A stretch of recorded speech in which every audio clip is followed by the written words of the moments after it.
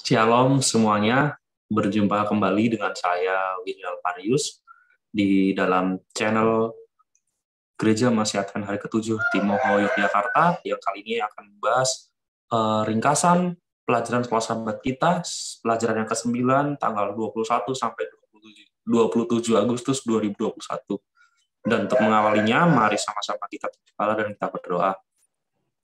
Ya Tuhan Allah kami yang berada dalam kerajaan surga, kami ucap syukur ya Tuhan oleh karena berkat-Nya kami ya Tuhan. Di hari ini kami akan mempelajari ringkasan dari sekolah sahabat yang disediakan firman-Mu ya Tuhan, kiranya Kau berkati, kiranya kami boleh memahami, terlebih kami boleh menghidupkannya dalam kehidupan kami ya Tuhan. Bimbing kami ya Tuhan dalam nama Yesus, amin. Baik, pelajaran kita pada pekan kali ini, pelajaran 9 berjudul Ritme Perhentian.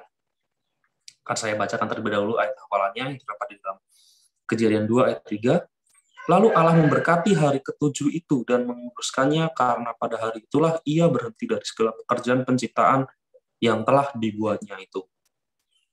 Nah, tentu kita sudah sangat-sangat familiar atau sangat-sangat paham ya kisah tentang penciptaan. Bagaimana Allah menciptakan alam semesta ini dari yang tiada menjadi ada, dari yang ya kosong ya, maksudnya tidak ada apapun gitu kan, diciptakan dengan secara sangat-sangat ajaib dan luar biasa kan.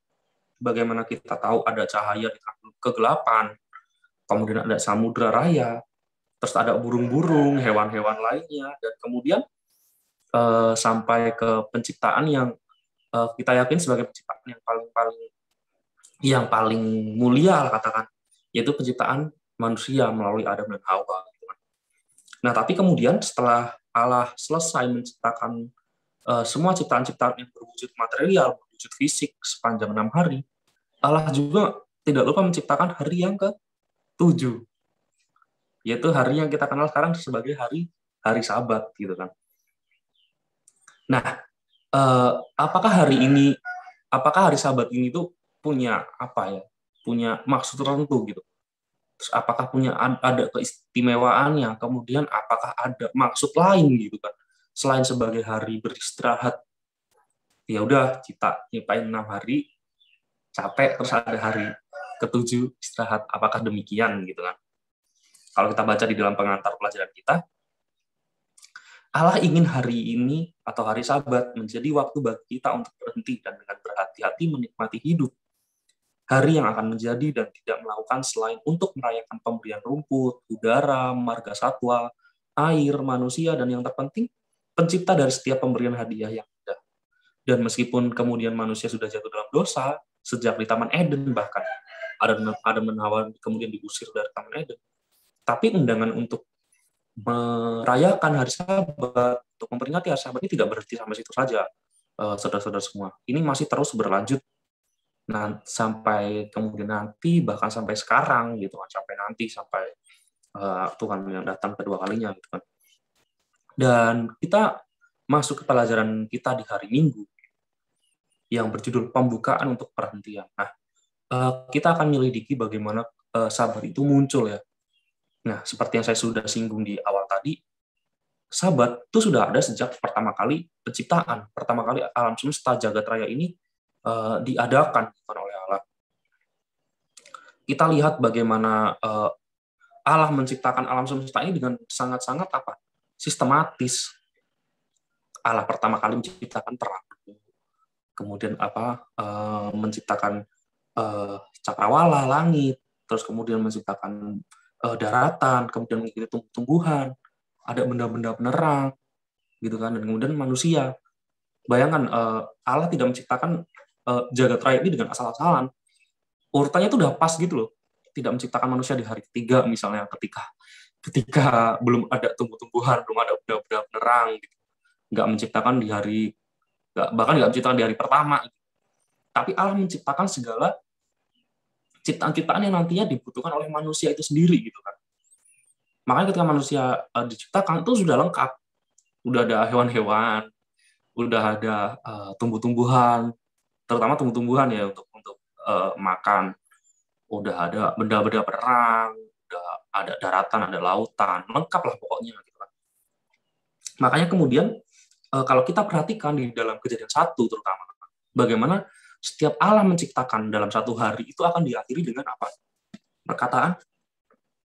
Ya kita buka dulu aja di Kejadian 1 misalnya. Di hari yang pertama, dan di Kejadian 1 ayat yang 5, dan Allah menamai terang itu siang dan gelap itu malam, jadilah petang dan jadilah pagi, itulah hari pertama. Dan kemudian Tuhan akan mengakhirinya dengan apa? Semua yang diciptakan itu sebagai sesuatu hal yang baik gitu kan. Sesuatu hal yang ya pasti baik lah ya.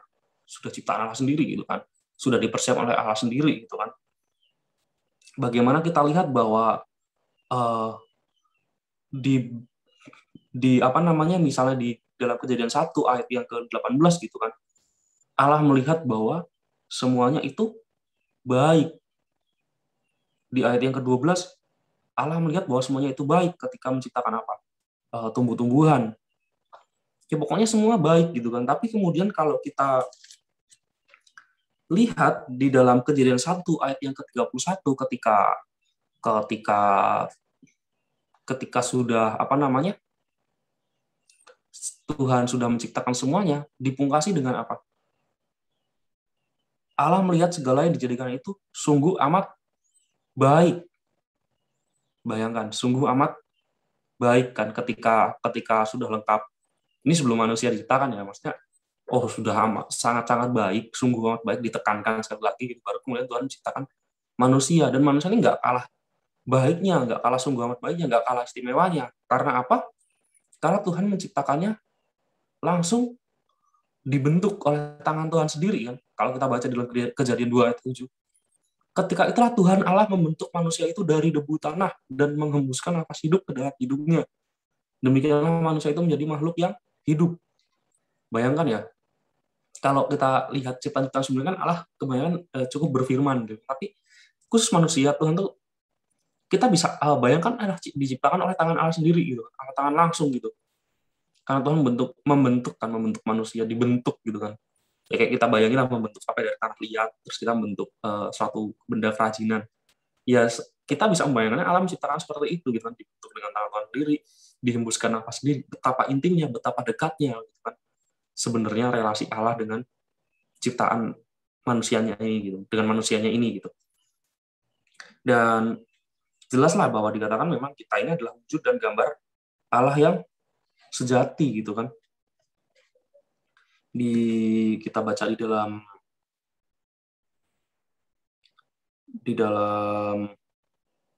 Kejadian 1 ayat yang ke-27 ya. Maka Allah menciptakan manusia itu menurut gambarnya, menurut gambar Allah diciptakannya dia, laki-laki dan perempuan diciptakannya mereka. Menurut gambarnya, menurut apa namanya? Menurut gambar Allah gitu kan. Menurut wujudnya gitu kan. Betapa istimewanya, makanya kemudian nanti Tuhan bilang bahwa Allah melihat segala satunya sungguh amat baik, lengkap gitu ciptaannya. Semua udah ada hewan, tumbuhan, semuanya, dan termasuk manusia, sungguh amat baik. Luar biasa kan saudara-saudara semua gitu kan.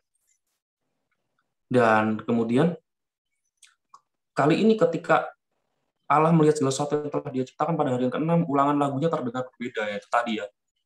Ketika semua dibilang baik, kemudian setelah manusia ciptakan sungguh amat baik gitu kan, betapa luar biasanya. Ya, inilah kita mulai paham ya bahwa ini kan bagian dari pekerjaan Allah hari pertama sampai hari ke-6 gitu kan. Bagaimana Allah kemudian bekerja, dan kemudian ini ya inilah yang kita lakukan sekarang gitu kan, dari Minggu sampai Jumat, Minggu kerja. Meskipun Minggu kita pahami sekarang sebagai hari libur ya, tapi pada dasarnya kita Minggu itu melakukan sesuatu yang memang sifatnya kebanyakan untuk kenyamanan diri kita sendiri gitu kan, kesenangan diri gitu kan. Minggu, Senin, Selasa, Rabu, Kamis, Jumat, betapa lelah ya, betapa capek gitu kan. Dan makanya kemudian masuk ke pelajaran hari Senin, perintah untuk berhenti. Ya Tuhan menciptakan apa? Hari ke-7 secara khusus. Sungguh luar biasa ya, saudara-saudara semua gitu, bagaimana Tuhan tuh menciptakan nggak hanya yang berwujud material, tapi menciptakan suatu hari khusus perhentian, hari di mana sebenarnya manusia itu sangat-sangat butuh, tapi sering nggak sadar. Karena apalagi di masa-masa maksudnya di abad-abad modern seperti sekarang ya, ketika tuntutan pekerjaan itu seperti tidak ada habisnya gitu. Tawaran-tawaran kesenangan itu tuh nggak ada ujungnya gitu. karena ada terus kan, apalagi di masyarakat yang kapitalis seperti sekarang, bagaimana kenikmatan itu selalu diciptakan gitu, kenikmatan selalu ditawarkan, dipasarkan gitu, dan kita sebagai konsumennya gitu. Makanya Allah ini sangat-sangat visioner gitu, tahu bahwa manusia ini sampai mungkin akhir zaman nanti seperti nggak punya hari berhenti, seperti nggak punya waktu untuk tenang, untuk mempunyai waktu untuk diri sendiri dan Tuhan, nggak punya waktu untuk untuk jeda, rehat gitu kan. Ya kayak sekarang deh, tawaran cukup di handphone kita saja, kita sudah bisa menikmati kesenangan 24 jam selama 7 hari, selama sebulan, selama setahun, dan seterusnya gitu. Artinya dunia ini seperti tidak pernah tidur gitu kan, melek terus gitu. Ya memang tidak pernah tidur ya, maksudnya kalau kita melihat rotasi bumi. Tapi maksudnya misalnya kita di kota-kota besar di Indonesia aja, seperti tidak ada waktu tidurnya, tidak ada waktu terlelap gitu. Ada aja kerja, gitu. Ada aja kesenangan gitu, ditawarkan. Makanya kemudian Tuhan menciptakan hari perhentian, bahkan sejak bumi ini pertama kali diciptakan gitu kan. Penciptaan mungkin sangat baik, tetapi belum lengkap. Penciptaan diakhiri dengan istirahat Tuhan dan berkat khusus dari hari ke-7, yaitu Sabat. Dan Sabat adalah bagian tak terpisahkan dari penciptaan Tuhan. Faktanya itu adalah puncak dari penciptaan. Dan Tuhan menjadikan istirahat dan menciptakan ruang bagi komunitas di mana umat manusia, yang pada waktu itu keluarga Adam dan Hawa, dapat menghentikan kegiatan sehari-hari mereka dan beristirahat berdampingan dengan pencipta mereka. Dan sayangnya kemudian manusia jatuh ke dalam dosa dan membuat tidak ada lagi persekutuan langsung dengan Allah. Meski demikian, ya Sabat tetap eksis, Sabat tetap ada, tidak berhenti ketika manusia berdosa terus adalah Sabat nggak usah ada aja lah, manusia juga udah berdosa. Enggak ya, Sabat tetap terus ada gitu kan. Dan makanya kita baca di dalam Keluaran 28 yang mana menjadi ayat salah satu patokan paling utama bagaimana kita menguruskan Sabat sekarang ini. Dikatakan di sana bahwa kita 6 hari lamanya udah bekerja. Nah, ini yang kemudian menjadi salah satu poin yang cukup penting ya kalau kita lihat bagaimana Tuhan mengingatkan kita 6 hari lamanya kita bekerja, makanya di hari ke-7 kita berhenti. Ini tuh seperti mengingatkan kita kembali bahwa Allah tuh sudah berhenti, Allah sudah bekerja selama 6 hari lamanya di penciptaan, dan Allah akan berhenti di hari yang ke-7.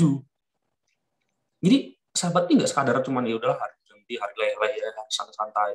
Tapi lebih daripada itu, ini tuh mengajak kita kembali mengingat siapa sih kita ini gitu. Siapa sih kita yang manusia yang ada sekarang itu dari mana sih asal usulnya gitu. Namanya Sabat ini mengandung suatu unsur penting, yaitu peringatan sebenarnya. Suatu cara kita untuk mengingat bahwa bagaimana Allah telah bekerja dan kemudian Allah menciptakan hari perhentian gitu dari kerjanya gitu kan. Dan itu nggak hanya sekadar simbol, tapi ya nyatanya sangat berlaku bagi kita, apalagi orang-orang di masa modern seperti sekarang gitu kan, yang sejatinya membutuhkan hari perhentian. Cuma sering kadang kita menyangkal itu gitu kan. Dan kemudian ini juga menjadi suatu peringatan bahwa kita ini bukan berasal dari produk produk kebetulan gitu. Kan ya banyak sekali teori yang mengatakan dari mana sih asal usul bumi, manusia, alam semesta.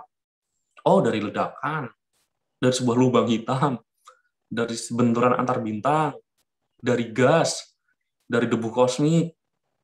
Ya tapi enggak, kalau kita sebagai orang yang beriman, kita orang yang yakin kita memiliki pencipta, ya kita ini manusia ini sudah diciptakan, sudah direncanakan gitu.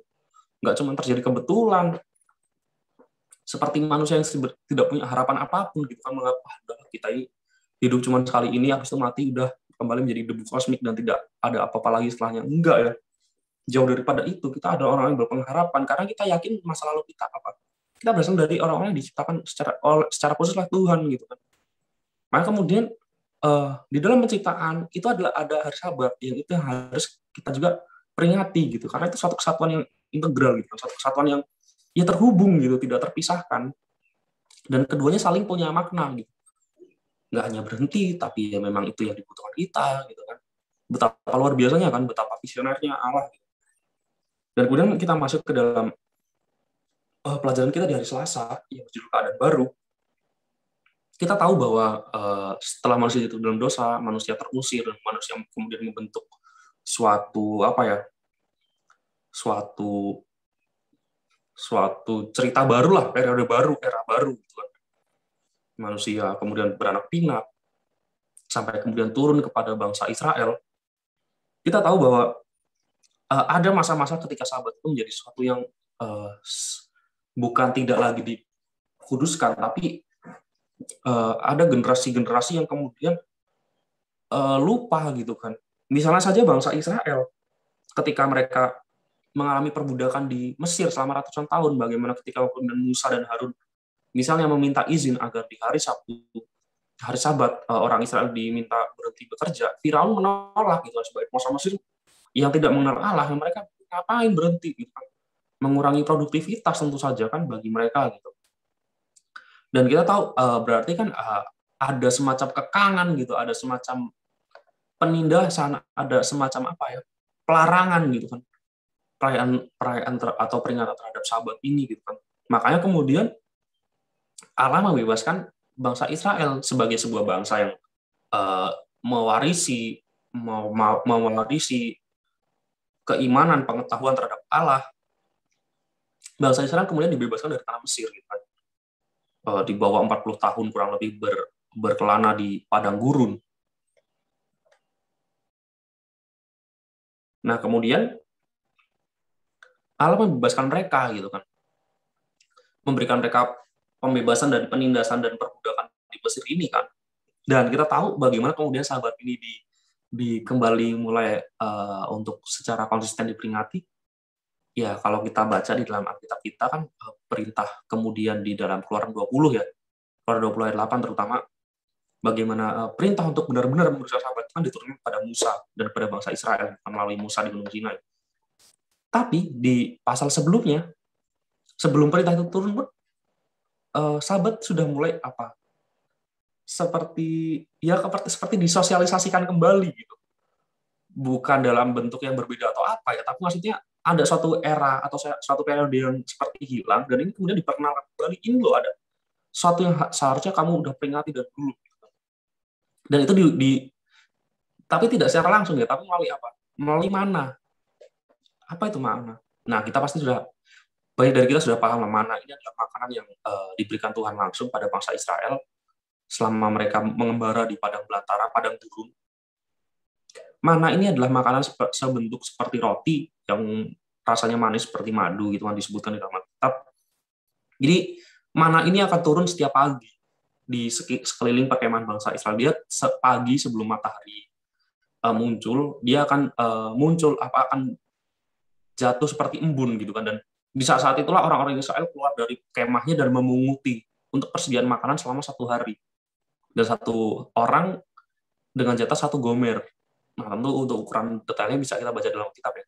Yang jelas mana akan turun setiap hari dan tidak boleh diinapkan. Misalnya saya mengambil mana di pagi hari ini, hari Senin pagi.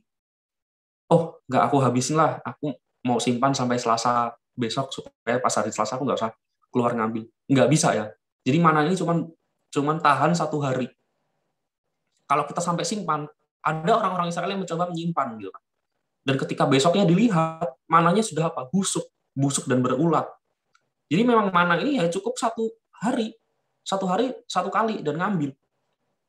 Gitu ya. Dan kemudian di hari Jumatnya, secara khusus Musa bilang pada orang Israel, pada hari Jumat ambillah persediaan untuk hari Sabat juga. Jadi di hari Jumat itu mana jumlahnya akan ada 2 kali lipat. Dan di saat itulah orang Israel mengambil juga untuk persediaan hari besoknya. Dan ajaibnya, khusus untuk mana yang di hari Jumat, pas di hari Sabatnya dilihat mana itu tidak berbusuk seperti hari-hari sebelumnya, utuh gitu. Karena memang di hari Sabat orang Israel dilarang untuk melakukan aktivitas apapun, termasuk membuat makanan, mengambil makanan itu tadi kan. Jadi artinya memang sudah dari situlah kemudian bangsa Israel seperti dilatih kembali untuk menguruskan hari Sabat. Dan memang di hari Sabat pun mana tidak akan turun gitu. Jadi kalau memang tidak mempersiapkan di hari Jumatnya, pasti mereka akan kelaparan dong. Kalau di hari Jumatnya mereka tidak mengambil 2 kali lipat. Gitu. Dan di hari Sabat ada orang yang iseng-iseng mungkin ya, disebutkan juga dalam Alkitab di dalam Keluaran 16. Iseng gitu keluar hari Sabat. Mana tahu lah ada mana turun gitu. Ya nggak ada, memang Tuhan bilang dari awal nggak ada, ya berarti memang nggak ada. Dan Tuhan di situ marah gitu kan pada Musa. Mau seperti apa lagi gitu, masih mereka ini kok masih ngeyel, diminta untuk menguduskan hari Sabat, dibilang mana tidak akan turun dari Sabat. Mereka masih ada yang tidak percaya dan masih ada yang coba-coba gitu untuk melihat. Ya memang tidak ada kan. Nah, artinya apa? Artinya memang sejak ini Sabat seperti diperbarui dalam arti dikuduskan kembali gitu kan, dilatih untuk dikuduskan kembali. Dan dikatakan generasi yang baru ini akhirnya siap memasuki tanah perjanjian. Israel akan mengalami perubahan kepemimpinan dan Musa yang sudah tua ingin memastikan bahwa generasi ini akan mengingat siapa mereka dan apa misi mereka. Dia tidak ingin mereka mengulangi kesalahan orang tua mereka. Maka dia mengulangi hukum Allah, 10 perintah diulangi sehingga generasi ini yang siap untuk melakukan Kanaan tidak akan lupa. Nah, ini jadi kita tahu bahwa orang-orang yang mengembara keluar dari Israel pun tidak akan menikmati tanah perjanjian ya, karena semua mereka habis di padang belantara, di padang gurun. Dan inilah generasi-generasi baru yang diharapkan akan mewarisi dan melakukan dengan baik apa yang diperintahkan Allah kepada nenek moyang mereka sebelumnya gitu kan. Dan kita masuk ke pelajaran hari Rabu, alasan lain untuk berhenti. Nah, kita tahu bahwa orang Israel keluar dari penindasan di Mesir yang sudah berjalan hampir ya ratusan tahun, bahkan tidak hanya hampir. Dan kemudian 10 perintah Tuhan itu seperti apa ya? Seperti menjadi tanda baru gitu bagi orang-orang yang sudah dibebaskan dari tanah Mesir. Bagi orang-orang Israel yang sudah ratusan tahun diperbudak, ditindas. Ketika mereka di padang gurun dan mereka menerima 10 perintah Tuhan, itu suatu tanda baru gitu kan.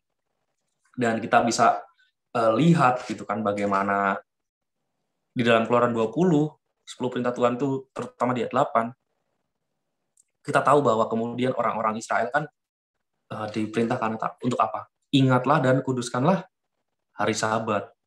Ya, mereka disuruh mengingat kembali sebenarnya. Bagaimana Tuhan sudah menciptakan hari Sabat di awal penciptaan, ingatlah.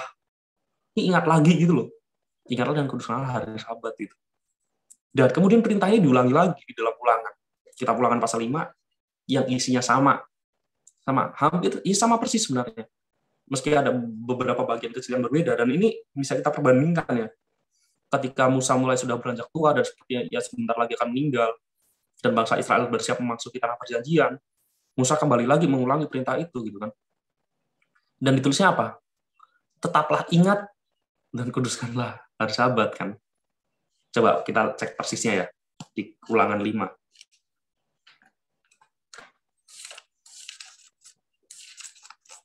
Ulangan 5 ayat yang ke-12.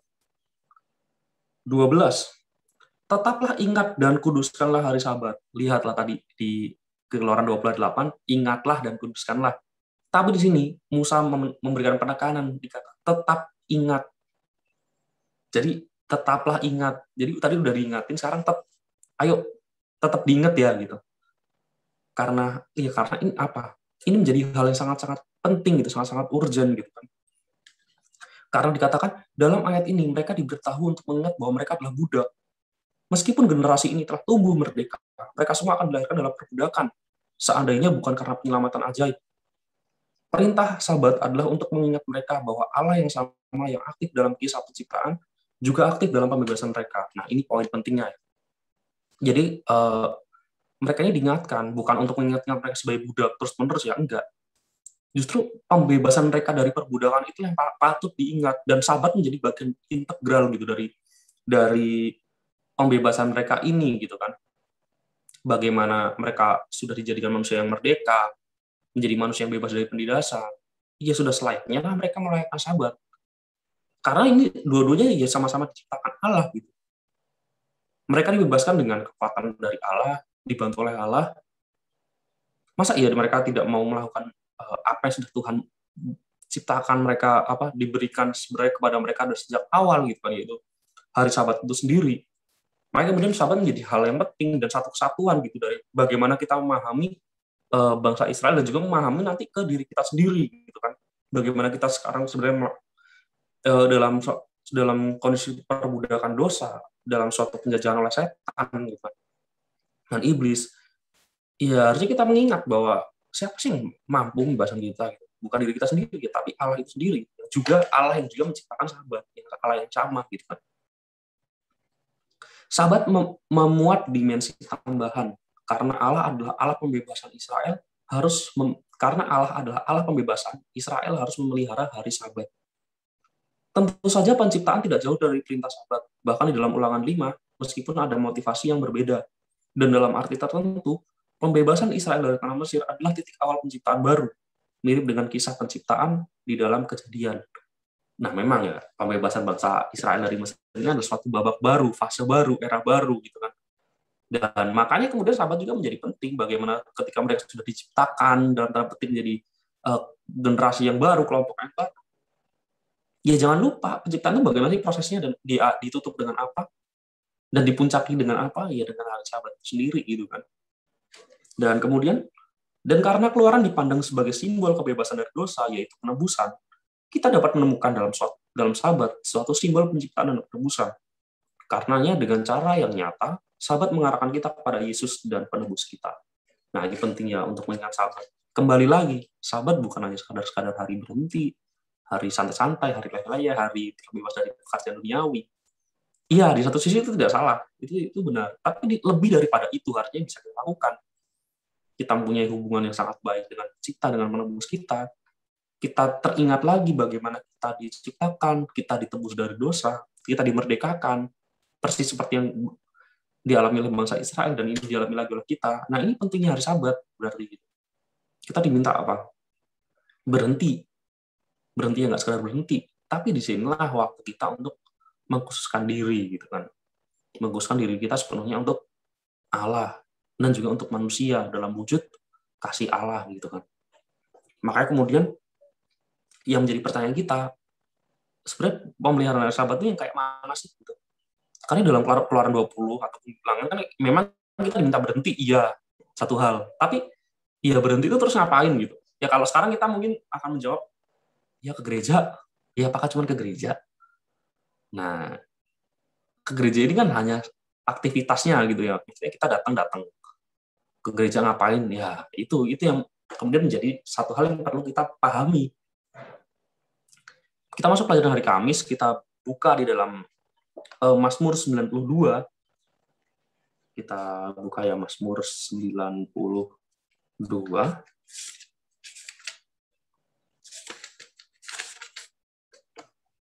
Mazmur nyanyian untuk hari Sabat. Saudara-saudara semua boleh baca di rumah masing-masing ya. Di dalam 15 atau 16 ayat ini bagaimana kemudian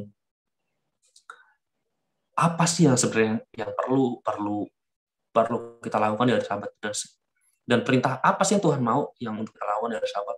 Kalau saya ringkas di pasal ini, ya satu poin penting yang saya ambil adalah kita diminta untuk apa? Memberitakan kasih dan kesetiaan Allah gitu kan. Di ayat yang ketiga terutama, untuk memberitakan kasih setiamu di waktu pagi dan kesetiaanmu di waktu malam. Di ayat yang kelima, sebab telah kau buat aku bersukacita ya Tuhan dengan pekerjaanmu, karena perbuatan tanganmu aku akan bersorak-sorai. Nah, memberitakan kasih, ya sangat luas kan. Dan itu kita bisa pahami bagaimana kita mestinya menjadi seorang penginjil ya. Bahkan tidak hanya di hari Sabat, di hari-hari lain pun sama. Tapi terutama di hari Sabat, bagaimana kita mengabarkan kasih. Bahkan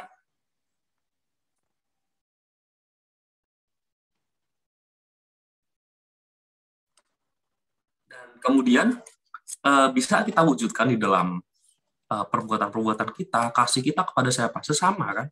Kalau kita tahu, kita mengingat betapa baiknya Tuhan, betapa pengasihnya Tuhan, betapa setianya Tuhan, inilah yang kemudian kita hidupkan di dalam kehidupan kita sehari-hari, terutama di hari Sabat gitu kan. Kita dapat melayani sama kita. Ya dalam fungsi praksis sekarang misalnya kita melawat, kita membantu orang yang kesusahan dengan apa yang kita bisa, tanpa mengharapkan sesuatu imbalan apapun, dan semata-mata hanya menolong para Tuhan, ya inilah yang Tuhan harapkan, yang untuk kita lakukan gitu kan di hari Sabat. Dan tentu kita bisa melihat bagaimana Yesus di dunia ya sebagai salah satu inspirasi nyata kita gitu kan. Apa sih yang Yesus lakukan di hari Sabat gitu kan. Nah, ini kemudian perlu kita selidiki lebih jauh.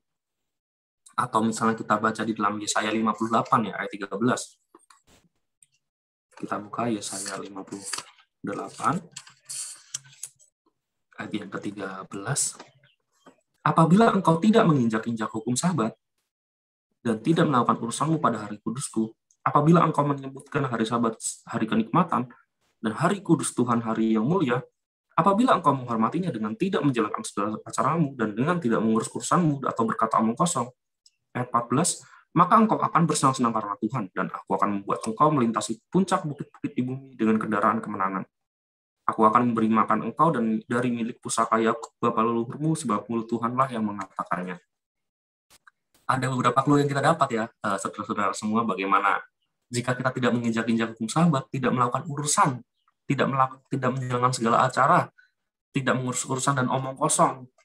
Ya ini di luar ini kan berarti kita bisa melakukan hal-hal baik gitu kan.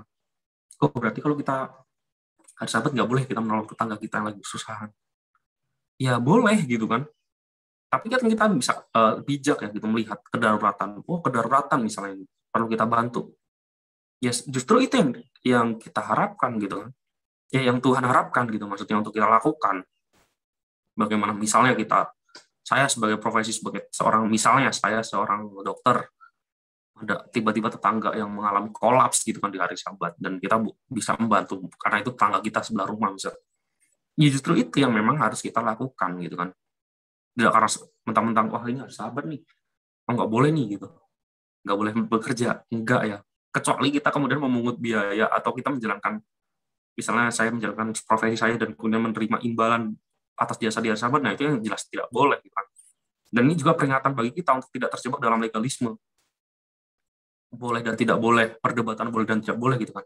Jadi kita bisa mempertimbangkan kebijakannya, bukan bagaimana jika memang kita murni melayani tanpa mengharapkan apapun, ya tanpa mengharapkan imbalan atau balas jasa untuk kita.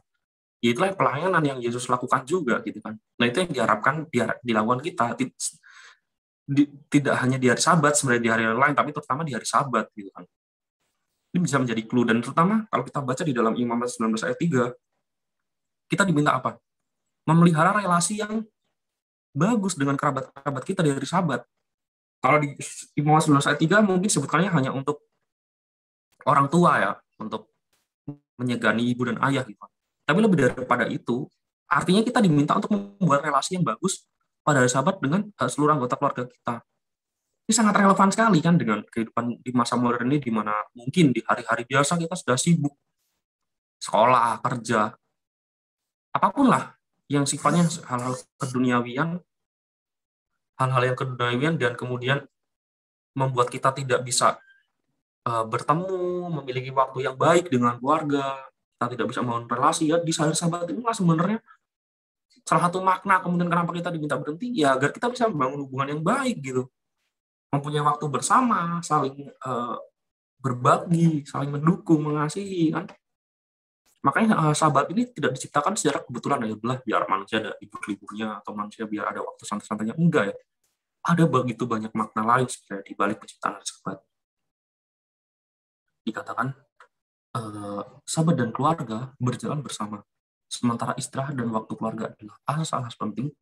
Memelihara sahabat juga berarti berpartisipasi dalam kebaktian bersama yang berfokus pada Allah bersama keluarga-keluarga gereja kita.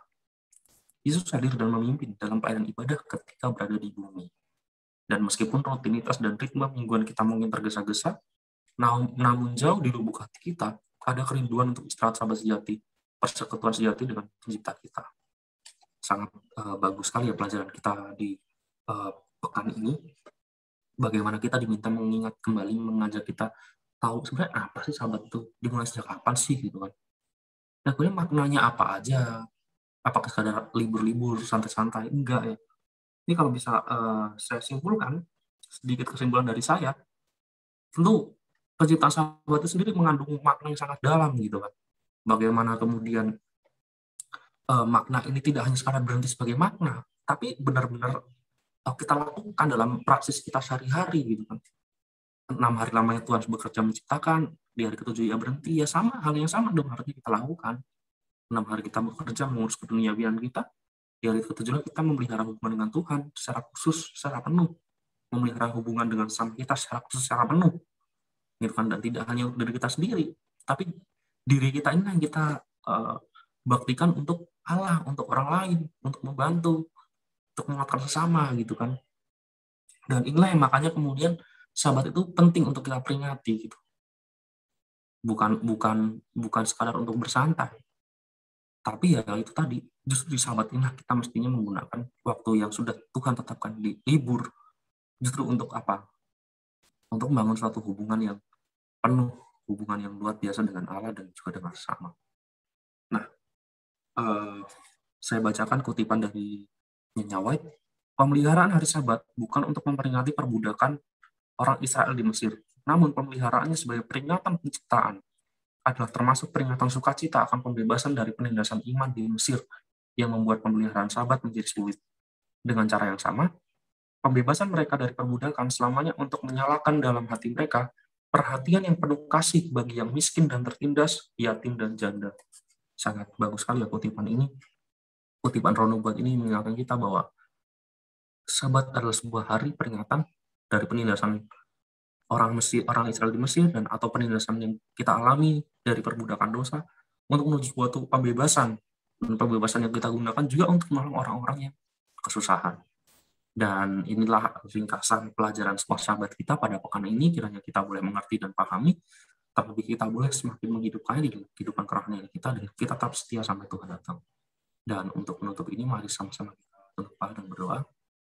Ya Tuhan, Allah kami dalam surga, terima kasih ya Tuhan untuk pelajaran kali ini yang sangat luar biasa ya Tuhan, mengingatkan kita kembali, mengingatkan kami kembali ya Tuhan untuk bersetia padamu dalam pemeliharaan hari Sabat yang tidak hanya sekadar hari libur dan bersantai, tapi jauh daripada itu ya Tuhan, hari yang dapat kami gunakan untuk semakin dekat padamu, semakin dekat dengan sama kami, dan terlebih dapat bermanfaat bagi orang lain Tuhan.